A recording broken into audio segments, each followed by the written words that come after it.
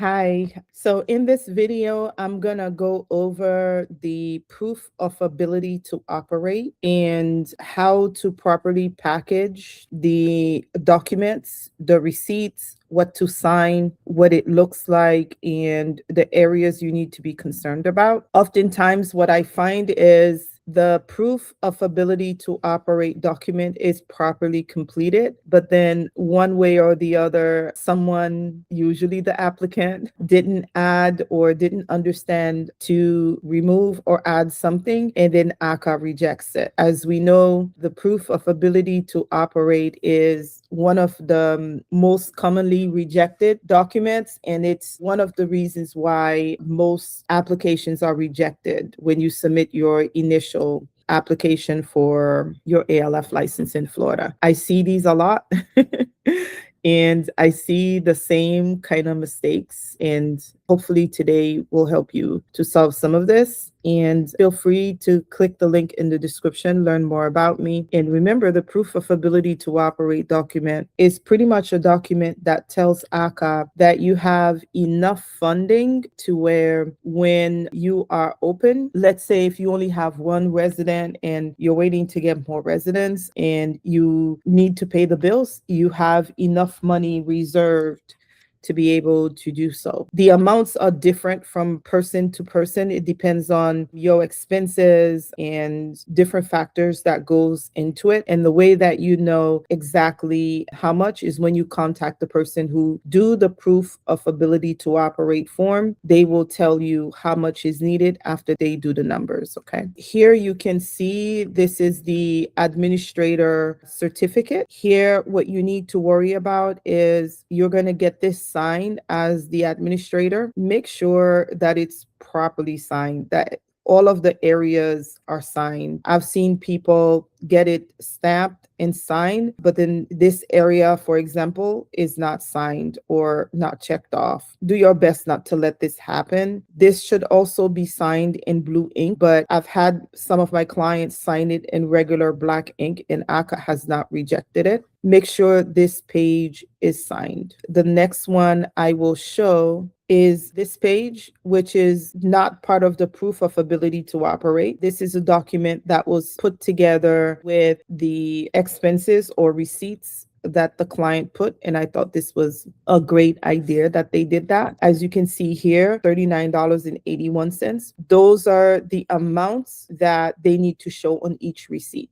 So in this document specifically, you're going to have to show each and every one of those receipts, and you have to make sure the exact amounts are on those receipts.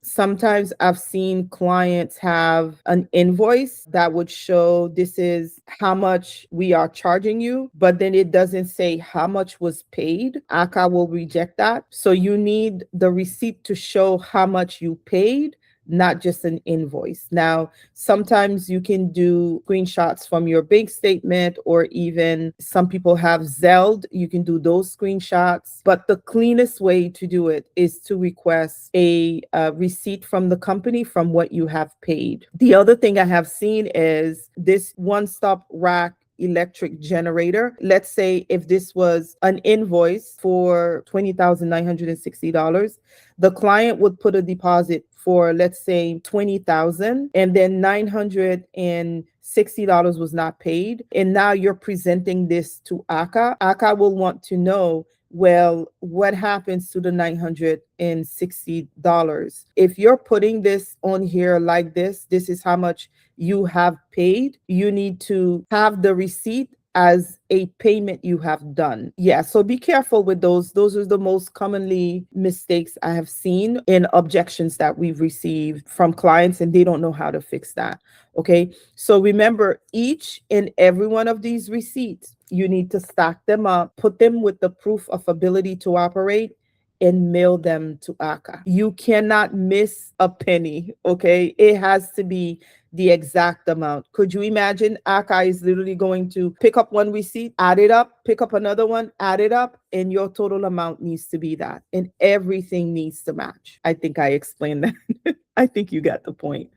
And this one right here is another form that you need to complete. And just remember that this form needs to be fully completed and signed and date. Don't leave anything, unchecked. Okay. Here's another one, letter of commitment. This is the one that you need to have signed, stating that you have your minimum proof of ability to operate money in your bank account, stock account. I've seen people even do a line of credit. This is monies that you need to have access to. And it does not have to be money that you have sitting in your bank account. This could be money from your retirement account. This is money that you have available to you, that you have access to it.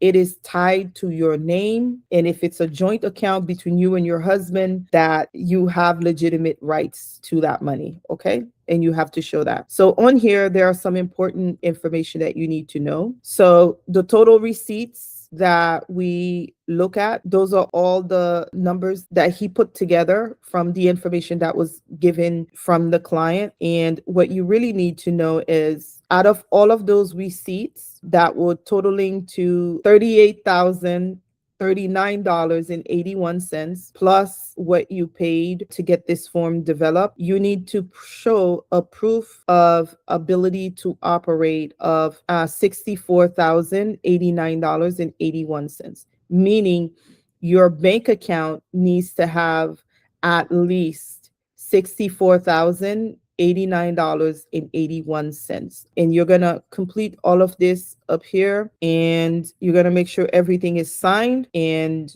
you're going to put this form with your receipts.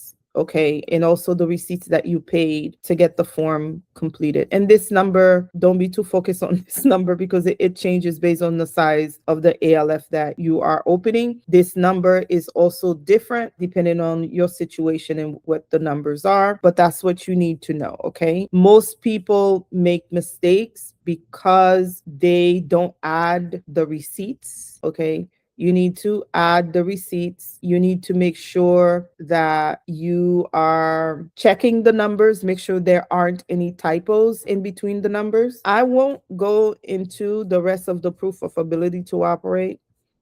I think we have enough here. Right here, further explain what it is. So here you can see the 25,400 is in the investor's account, plus the receipts of $38,039.81. You're going to add all of those receipts that total to that number very specifically, plus what you paid for to get this form completed, which you'll have the receipt for. And then you need to show in your bank account that you have a total of $64,089.81 in your bank account at a very minimum. Okay. I think that pretty much covers what you really need to know. And let me know if you have any questions. You're going to print out the proof of ability to operate form and document. Let me show you quickly what that really looked like. So this is what the proof of ability to operate form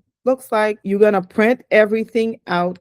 This is what it looks like. You're going to print everything out, all of the forms that I showed you earlier, everything that came with the proof of ability to operate. You're going to add all of your receipt. Your bank statement cannot be older than 30 days. That includes when AHCA receives it. So the earliest bank statement you have, mail that out with your documents. Sometimes, because of how the bank statements come out versus the time that you're mailing your application, you may have a bank statement that is going to be expired. But as long as you know, by the time AHCA get the file, review it, if it's just maybe you're getting your next bank statement within like a week or 2 weeks or so, you can mail your packet, because when AHCA sends you an admission asking for your most up-to-date bank statement, you will have 21 days to respond. And by then you would have already have your most up-to-date bank statement. Okay. Let me know if you have any questions. Talk soon.